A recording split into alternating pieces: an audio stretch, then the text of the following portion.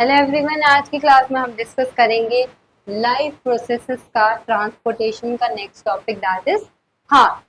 Transportation system का heart सबसे major part होता है क्योंकि पूरी बॉडी में जो पंप ब्लड करता है वो कौन करता है? हार्ट। तो हमारी बॉडी में पंप कौन कर रहा है? हमारा हार्ट।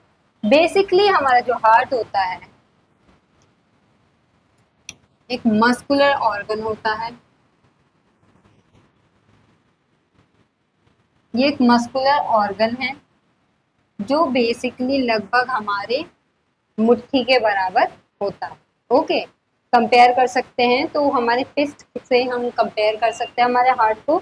ये एक मस्कुलर ऑर्गन है और ये डिवाइडेड है 4 चैम्बर्स।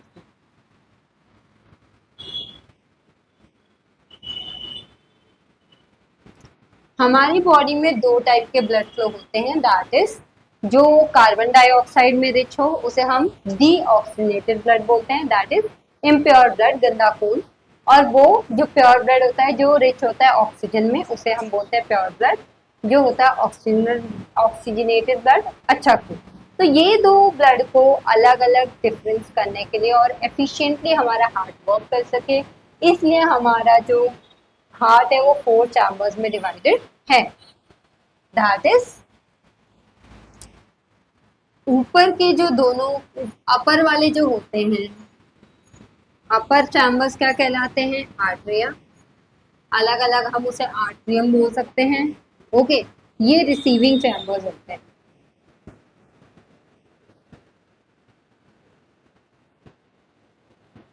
ओके, अपर वाले एक हो आर्टरिया दो भागों में, पहले तो अपर वाले चैम्बर्स क्या हो गया? आर्टरिया दो भागों में डिवाइडेड है, राइट आर्टरियम और लेफ्ट आर्टरियम।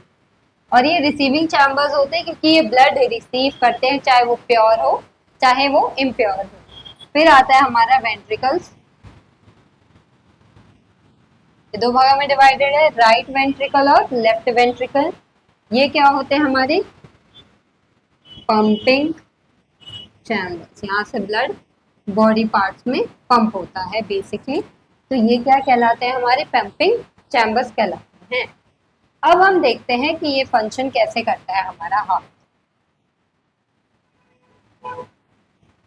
हार्ट और लंग का, हमारा जो लंग्स होते हैं उनका बहुत ही लंग्स का हार्ट के फंक्शन में बहुत ही इंपॉर्टेंट रोल होता है, क्योंकि जो ब्लड हमारा प्योरिफिकेशन ऑफ ब्लड होता है, मतलब जब हार्ट से इम्प्योर ब्लड आया, मतलब that is oxygen rich in carbon dioxide, वो यहाँ पे प्योर होके और ऑक्सीजनेटेड होके वापस हार्ट में जाके पूरी बॉडी में पंप होता है। ओके, अब हम देखते हैं वेना कावा हमारी बॉडी की लार्जेस्ट वेन है। वेन क्या होती है? ब्लू कलर की होती है और डीऑक्सीनेटेड ब्लड कैरी करती है, इम्प्योर ब्लड। आयोटा हमारी बॉडी का लार्जेस्ट आर्टरी, और ये क्या कैरी करता है? हमारी बॉडी का प्योर ब्लड कैरी करता है। ओके, अब हमारी पूरी बॉडी से वेन्स ने क्या किया? इम्प्योर ब्लड कैरी किया और उसको कहाँ लेके आ गया? राइट आर्टरी में। Blood from the whole body carries vein carries blood from different body parts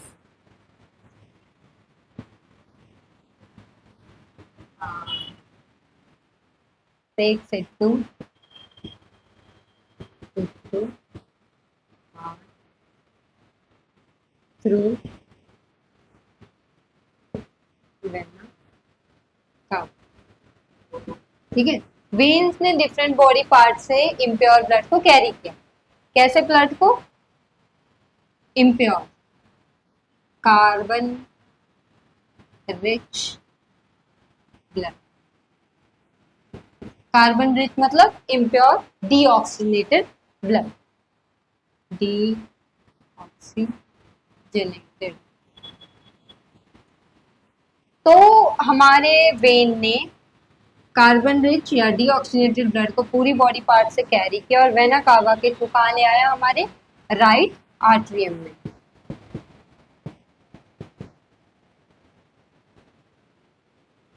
okay, right atrium में ब्लड आ चुका है। फिर राइट आर्टरियम क्या करेगा, रिलैक्स करेगा।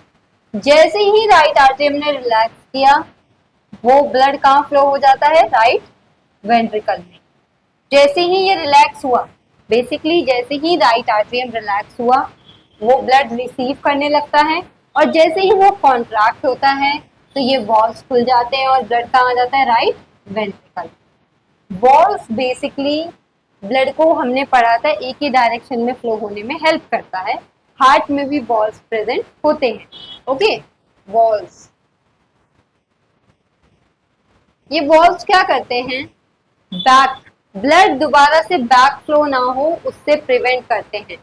It prevents back flow of blood into heart chambers. एक बार में वो राइट आर्टरियम से राइट वेंट्रिकल आ गया तो बैक फ्लो ना हो, इसलिए वॉल्स इसको प्रिवेंट करते हैं। ये रहे हमारे वॉल्स। ओके, तो अब ब्लड आ चुका है राइट वेंट्रिकल में। तो जब ब्लड राइट वेंट्रिकल में आता था वो रिलैक्स हो रखा था। जैसे ही ये कॉन्ट्रैक्ट करेगा वैसे ही ब्लड कहाँ फ्लो हो जाएगा, पल्मोनरी आर्टरी में। ओके, अब पल्मोनरी आर्टरी, वैसे तो आर्टरीज प्योर ब्लड कैरी करते हैं, लेकिन जो पल्मोनरी आर्टरी होती है वो हार्ट से इम्प्योर ब्लड लेती है और कहाँ पे लेके जाती है, लंग्स में। यहाँ क्या होता है, प्यूरिफिकेशन। यहां से डीऑक्सीजनेटेड ब्लड आया,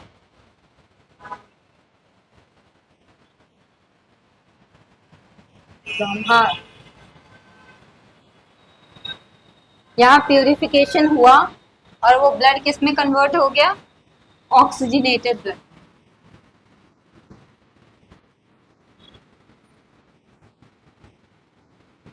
ओके, और ब्लड जैसे ही डीऑक्सीजनेटेड से ऑक्सीजनेटेड में कन्वर्ट हुआ तो ये अब कहाँ जाएगा, to the heart.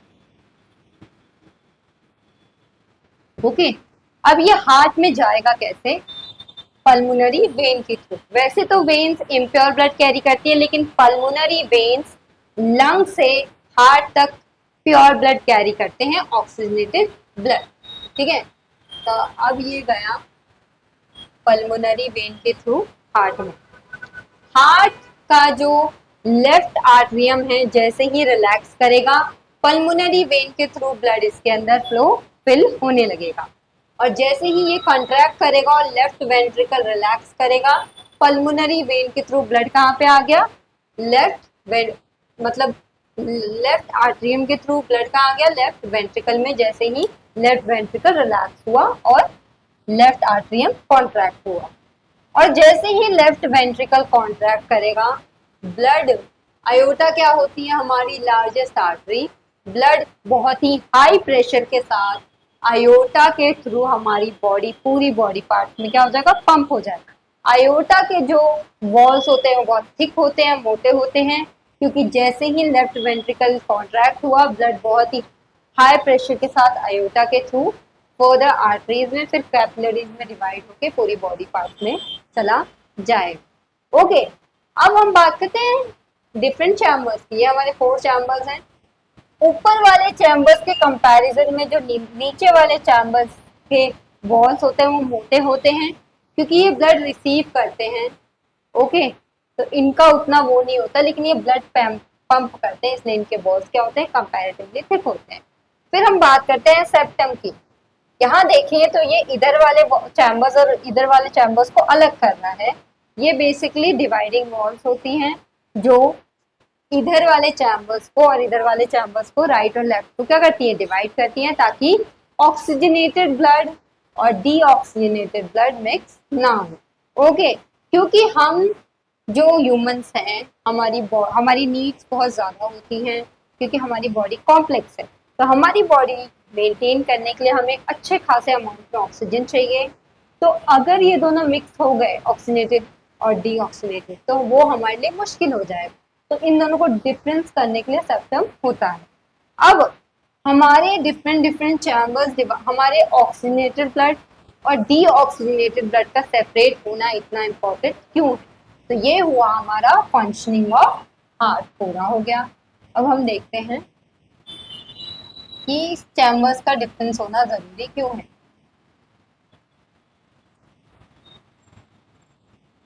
Importance of separation of oxygenated and deoxygenated blood।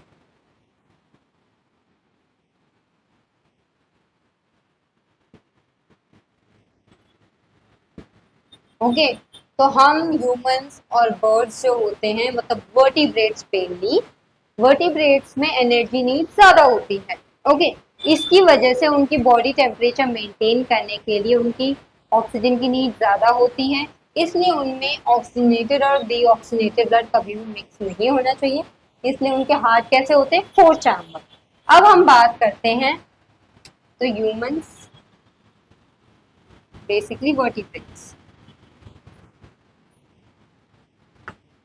like humans, birds, etc. 4 chambers।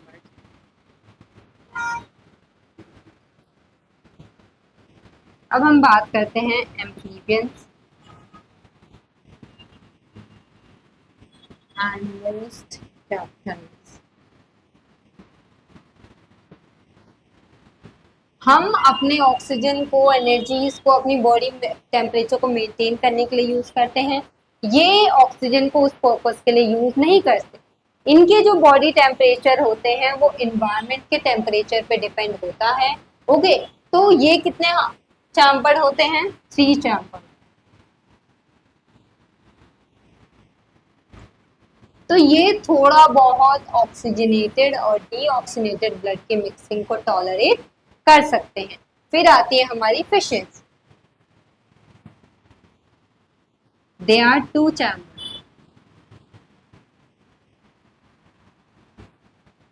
Blood transport हुआ गिल्स में, गिल्स वहां प्यूरिफिकेशन होता है और डायरेक्टली पूरी बॉडी पार्ट्स में ट्रांसपोर्ट हो जाता है, इसमें ज्यादा कॉम्प्लेक्स प्रोसेस नहीं होता। तो अगर हम फिश का कंपैरिजन करें हमारे साथ, तो यहाँ पे ब्लड डायरेक्ट हार्ट पे गया और हार्ट से पूरी बॉडी में ट्रांसपोर्ट, सॉरी, यहाँ पे ब्लड पहले ट्रांसपोर्ट हुआ गिल्स में, ओके, बेसिकली प्यूरिफिकेशन इन सब के लिए, और फिर फाइनली वो क्या हो गया, पूरी बॉडी पार्ट्स में डिवाइड सर्कुलेट हो गया। तो यहाँ पे पूरा सर्कुलेशन क्या हुआ, सिंगल सर्कुलेशन। लेकिन हमने अगर अपने हमारे हार्ट का फंक्शन देखें, पहले वेना कावा के थ्रू राइट आर्टरियम में, फिर राइट आर्टरियम से राइट वेंट्रिकल से में, फिर पल्मोनरी आर्टरी के थ्रू लंग से, ये सिंगल प्रोसेस हुआ। फिर लंग के थ्रू वापस पल्मोनरी वेन के थ्रू लेफ्ट आर्टरियम में, फिर लेफ्ट वेंट्रिकल में, फिर आयोटा से पूरी बॉडी पार्ट में। पहले इधर का प्रोसेस, फिर इधर का प्रोसेस। तो 2 बार बॉडी से हार्ट में, 2 बार ब्लड ने हार्ट में एंटर किया है। तो ये अगर हम अपना सर्कुलेशन देखें, तो ह्यूमन हार्ट में कितना सर्कुलेशन होता है, डबल सर्कुलेशन,